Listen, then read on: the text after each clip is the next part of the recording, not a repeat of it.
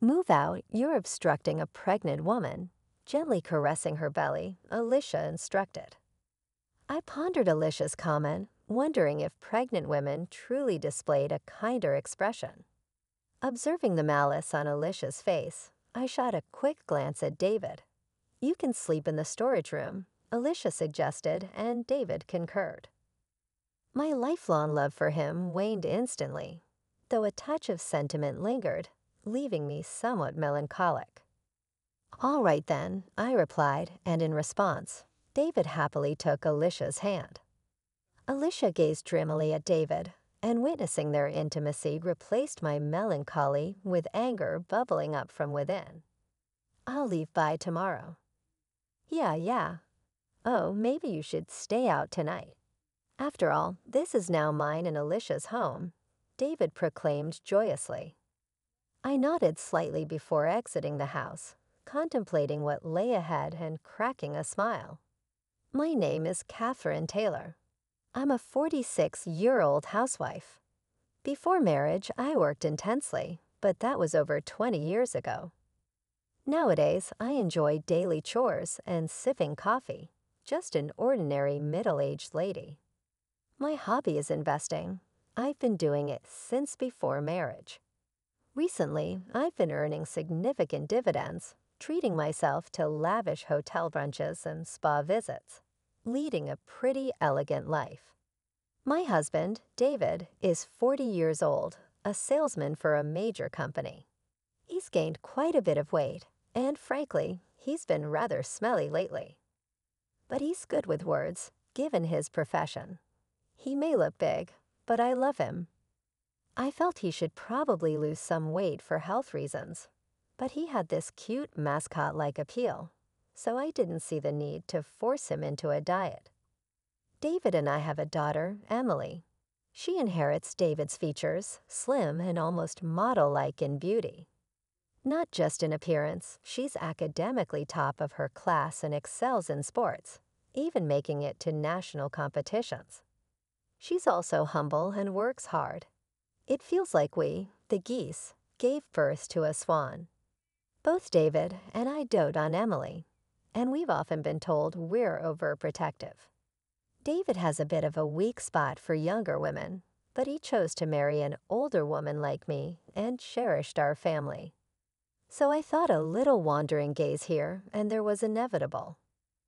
We've lived in a condo we bought around the time Emily was born, but it was getting old, and they were considering raising the maintenance fees recently. Amidst all this, Emily decided to share an apartment near her college. At the same time, one of my relatives approached us about inheriting a now vacant house. David and I decided to renovate that house and move there, but who could have known that this would cause issues between David and me, which had been smooth sailing up until then. The condo we had was a 4-bedroom, including a guest room, but the new house is just 2 bedrooms. Although it's smaller than before, considering our retirement, we made it a single story, and it's been very comfortable. One of the rooms, which serves as a study and a guest room, can be divided to make an additional room for Emily if she ever comes back. David started coming home late every night for work dinners, and somehow always found reasons to go out, even on weekends. Sleeping next to David, who would come home reeking of alcohol and cigarettes, was unbearable for me, even if we had separate beds. Because of that, even though we originally shared a bedroom, I've been sleeping in the study ever since we moved. When it came time to send out moving announcements, I mailed letters to various places. David isn't good with that sort of thing, so I took the initiative to send letters on his behalf to his family and relatives. As for me, since my parents have passed away, I simply wrote a brief note and sent it to friends and relatives on my mother's side. I haven't been in contact with any relatives from my father's side because of my half-sister Alicia. Alicia is my half-sister, 14 years younger than me. When I was in 7th grade, my mother passed away, and about 6 months later, my father remarried. Alicia was born to him and his new wife. At the time of their marriage, Alicia was already 2 years old, so I initially thought it was a union of two families with kids. About 5 years into their marriage, my father and his new wife were involved in an accident and never returned. At their funeral, relatives from my dad's side told me that he and his new wife had been childhood friends, and everyone had always thought they would end up together. However, my mom had set them up through her boss, and my dad felt he couldn't refuse, leaving his childhood friend out in the cold. To think that behind their smiles, my dad had a child with his second wife was a huge shock to me. Every time we had a family gathering, Alicia's favorite foods were served. She had brand name clothes, and she got the biggest room all to herself. She said she wanted to go somewhere. They'd take her immediately. Meanwhile, I was burdened with all the chores, from preparing meals to doing laundry. I had to work part-time jobs, and all the money I earned was taken away. I also had a small storage room under the stairs, and I had to beg for even basic necessities. By the time Alicia was in elementary school, she had heard about my mom from the relatives and started looking down on me. I worked several part-time jobs to save money and finally moved out. It was impossible for me to harbor any positive feelings towards Alicia, and I never told her about my marriage or that I had a child. A few weeks after moving, I was having tea and relaxing when the doorbell rang. When I answered, a man's voice mumbled delivery. On the screen was a person looking down. I thought maybe David had ordered something and opened the door, only to be left speechless. "Oh, Alicia, why are you here?" "Hi, sis, long time no see." "Just thought I'd drop by," Alicia said while wearing the hat I saw on the intercom. She wasn't a delivery person, but my half-sister. Without waiting for a response, she walked past me, entered the living room, and sat down on the couch. I hurried after her, stood in front of her, and looked down. "I figured you wouldn't open the door if you knew it was me, so I used the recorded voice." "That's just low, Alicia." "You're scary." I raised my voice at Alicia, and she feigned fear in an exaggerated way. However, it was clear she was just putting on a show, and the proof was that Alicia had a smirk on her face. "I came for a visit," Alicia said, speaking nonsense and getting a cold response from me. Yet she grinned and started explaining the reason for her unexpected visit. "But sis, you never even told me where you live." "I got married, but my husband is always on business trips, and it's getting boring. Plus, once my belly starts getting bigger, moving around becomes a hassle." "Right? Everyone told me to come stay with you." "Just go home. I don't even want anything to do with you." "Well, too bad. I already came here planning to stay with you." Listening to Alicia's audacious words only irked me further. Under my breath, I muttered, typical of a kleptomaniac's daughter. Hearing that, my anger reached its peak. "Get out. I never want to see your face again." "What's all the fuss about?" "People outside can hear you," David said. I was at a loss for words, surprised by David's unexpected return at such an odd hour. As I struggled to explain, Alicia stood up and walked over to David, intertwining her arm with his. David didn't seem to mind. In fact, he looked quite pleased. "Oh, Alicia, here. Welcome." My sister was being mean. "I thought it'd be nice to stay with you until the baby is born. But is that okay?" "Of course, I'd be thrilled. If you're okay with it, you can stay as long as you want." I stood there in disbelief, silently observing the exchange between David and Alicia. The intimacy they shared seemed more like that of lovers than mere siblings-in-law. "David, what's going on?" I managed to utter, but he dismissed me, accusing me of being jealous of my cute little sister. His words left me speechless, considering I had confided in him about my family situation before our marriage. "We have a spare bed in the guest room. You can stay there. David offered casually. Alicia seized the opportunity, expressing her desire to sleep in the same room with him. Their mushy conversation gave me a headache, and as they went to the bedroom arm in arm, I couldn't shake a bad feeling. Peeking into the room after several minutes, I discovered them embracing each other, living out what felt like a dream for Alicia. The baby is thrilled to, living with Daddy, Alicia exclaimed, dropping the bombshell that David was the father. As they kissed, I watched through the crack in the door, tears streaming down my face. From that day on, they treated me like a housemaid. I complied but silently began gathering evidence against them, contemplating divorce. One day, Alicia arrogantly demanded I leave the room, claiming she, a pregnant woman, needed space. The spiteful look on her face contradicted the gentleness usually associated with expectant mothers. Looking at David for support, he sided with Alicia, causing any lingering feelings I had for him to vanish. Still, a touch of sadness remained as David happily took Alicia's hand, sealing my decision to leave. "I'll leave tomorrow," I declared, prompting an elated David to suggest I find somewhere else to stay that night. "This is now my and Alicia's home," David proclaimed. I nodded, leaving them to enjoy their laughter while they could.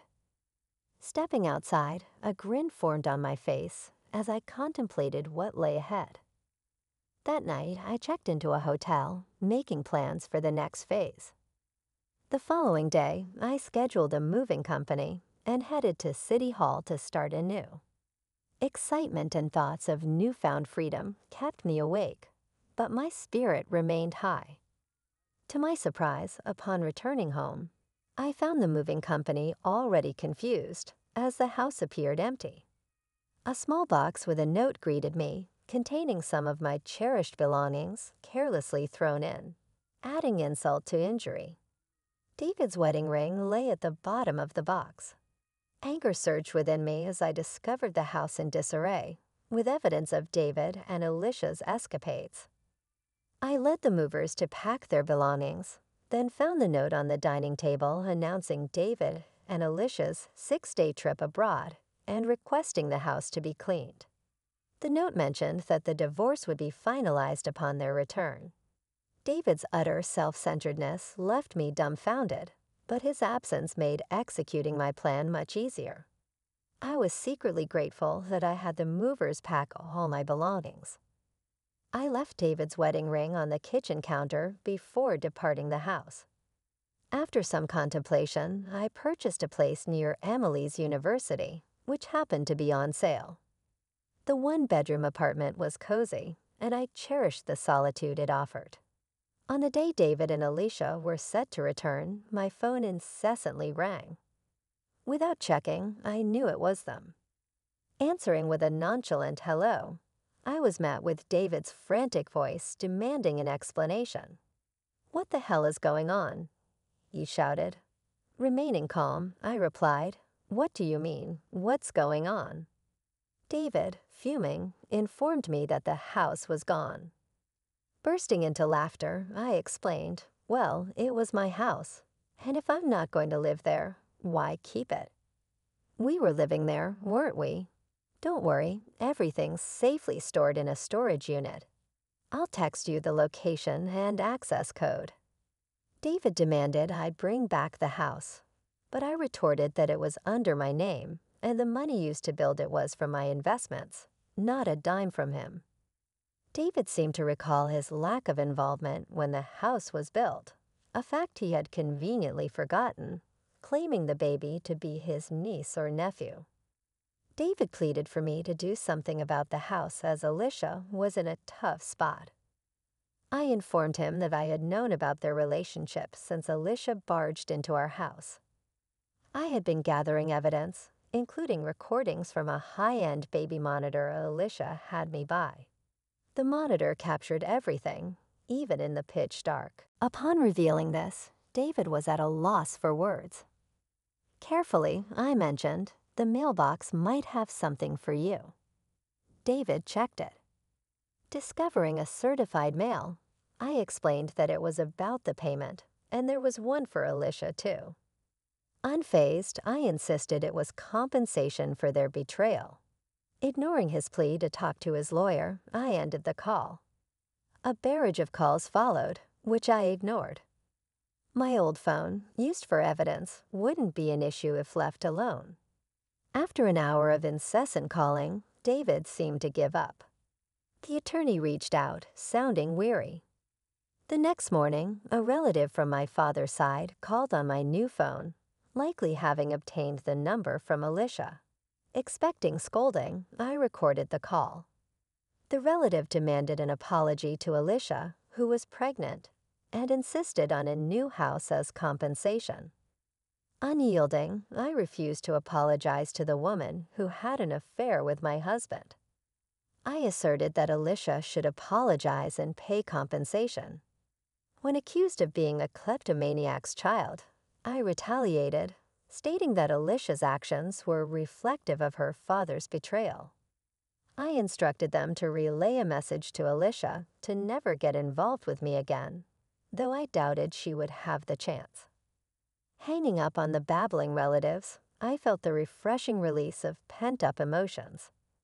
I contacted my lawyer, determined to bring Alicia and David to justice. The thirst for revenge lingered until I witnessed the dumbfounded expressions on their faces during our discussion at the lawyer's office. Alicia appeared utterly miffed, while David wore a grumpy expression, showing no remorse. Surprisingly astounded rather than angry at their self-centered comments, I laid out divorce papers in front of them, accompanied by another set, the marriage license, offering a reduction in compensation if they signed the latter. David snatched the pen from me and signed without hesitation. Alicia, smirking, followed suit. Placing the signed documents in a folder, I gave them a big smile. "I'll submit these to the county office," I announced. Alicia, with a dumbfounded expression, tried to argue, but I revealed that the divorce was already finalized in mediation the day before. Her lack of awareness stemmed from disregarding multiple summonses. As Alicia and David processed this information, I dropped another bombshell: the possibility of David denying the father-child relationship with the unborn child. Alicia stared in shock, and David, realizing the potential consequences, looked pale. Between compensation and child support for another man's baby, I wished them luck. However, David attempted to reconcile, citing Emily's presence. Just as he changed his tune, the lawyer's office door swung open, revealing Emily. Her harsh words stunned David, frozen in shock, while Alicia insulted, shaking with rage. Emily cut ties with David, expressing her intention to live with me, referring to Alicia as that loose woman. Unable to respond, Alicia faced Emily's verbal onslaught. I delivered the final blow, revealing David's financial limitations and asserting ownership of the house and car. Alicia's plan to extract money seemed to unravel, leaving her pale and stunned. As I left with my lawyer and Emily, I left them to their newfound reality. That evening, having dinner with Emily for the first time in a while was delightful. I filed for divorce, and around the time Alicia's waiting period for remarriage had passed, David and Alicia submitted their marriage license. The witness section bore my signature, along with Alicia's ex-husband, who had shared crucial information. News circulated that David, involved in an affair with Alicia at work, got fired for misusing travel expenses for secret getaways. He now struggles with part-time jobs, while Alicia, taking care of the child, faces financial difficulties after being dumped by her boyfriend. Her attempt to sabotage my family had backfired. Meanwhile, Emily enjoys college life, and I've been leading a relaxed life with my stock dividends. Surprisingly, I've developed a closer bond with Alicia's ex-husband, who affectionately calls me Catherine. Recently, he reached out for an important talk, making me feel a bit restless as I sit in front of my vanity. My face flushed like a smitten young woman.